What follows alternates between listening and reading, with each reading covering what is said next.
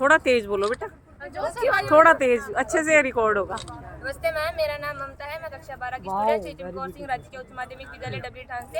हमने यहाँ पे स्मार्ट सिटी को प्रस्तुत किया है, जिसके अंदर हमने एक सिटी शहर को दिखाया है, जिसके अंदर आवश्यकता अनुसार स्कूल, हॉस्पिटल, मॉल और सुरक्षा हेतु पुलिस स्टेशन को भी दिखाया है। इसके अंदर हमने बिजली के स्टोर को रखा है सोलर ऊर्जा पर, और इसके अंदर हमने नई तकनीक से कृषि को भी दिखाया है। कृषि के अंदर हमने पवन चक्की और सोलर ऊर्जा का उपयोग दिखाया है। उसी के साथ हमने खेती के लिए ड्रिप सिस्टम, पॉली हाउस और हाइड्रोप्लांटेशन दिखाया है, जिसके अंदर ड्रिप सिस्टम के अंदर है कि बूंद बूंद से खेती करें, जिससे कि पानी की बचत हो और ज़्यादा से ज़्यादा उत्पादन हो। पॉली हाउस के अंदर हमने दिखाया है कि एक फसल को 2 से 3 बार का उत्पादन कर सकें और बरसात या फिर अन्य समस्याओं से भी उनकी सावधानी कर सकें। हाइड्रोप्लांटेशन के अंदर क्या है कि मैम कि वो जैसे कि भूमि की उर्वरकता कम हो रही है और जगह भी कम हो रही है, इसके लिए अपने घर में भी खेती कर सकते हैं बिना भूमि के लिए। इसके अंदर छोटे जो पौधे होते हैं उनको अपने दिखा सकते हैं कि जिससे कि खर्चा भी कम हो सकता है और उत्पादन ज़्यादा हो सकता है।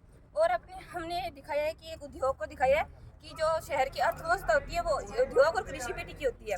इसके अंदर हमने एक उद्योग को दिखाया है। उद्योग के अंदर जो भी पॉल्यूशन निकलते हैं, जैसे कि एयर पॉल्यूशन को रोकने के लिए हमने फैक्ट्री के चारों ओर सबसे ज़्यादा पेड़ पौधे दिखाए हैं, जिससे कि एयर पोल्यूशन कम हो। और इसी के साथ जैसे कि वाटर पोल्यूशन को रोकने के लिए वाटर का रिसाइकिल दिखाया है, जिसी के वाटर को रिसाइकिल करके वाटर टैंक के अंदर इकट्ठा करके उसको आगे सिटी के अंदर यूज़ किया जा सके। और साथ ही इसके अंदर हमने कि प्लास्टिक का कम से कम यूज़ किया है, अगर हमने यूज़ किया तो उसका रिसाइकिल का उपयोग दिखाया है कि जिसके अपने प्लास्टिक को रिसाइकिल करके जैसे कि अपने फर्नीचर बना सकते हैं, जो कि लंबे समय तक टिकाऊ रह सकता है।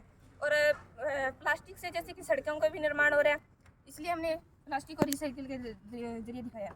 और साथ ही हमने इसके अंदर लाइट को दिखाया है, जो कि स्ट्रीट लाइट है, जो कि ऑटोमेटिक है।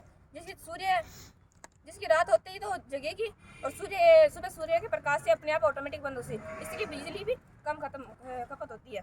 साथ ही हमने यानी कि वर्षा का पानी इकट्ठा करने के लिए हर संस्था यानी कि हर जगह हमने पानी की डिग्गी दिखाई है, जिससे कि पानी को इकट्ठा करके उसका उपयोग लिया जा सके। धन्यवाद। ये भी लगाया आपने, क्या है?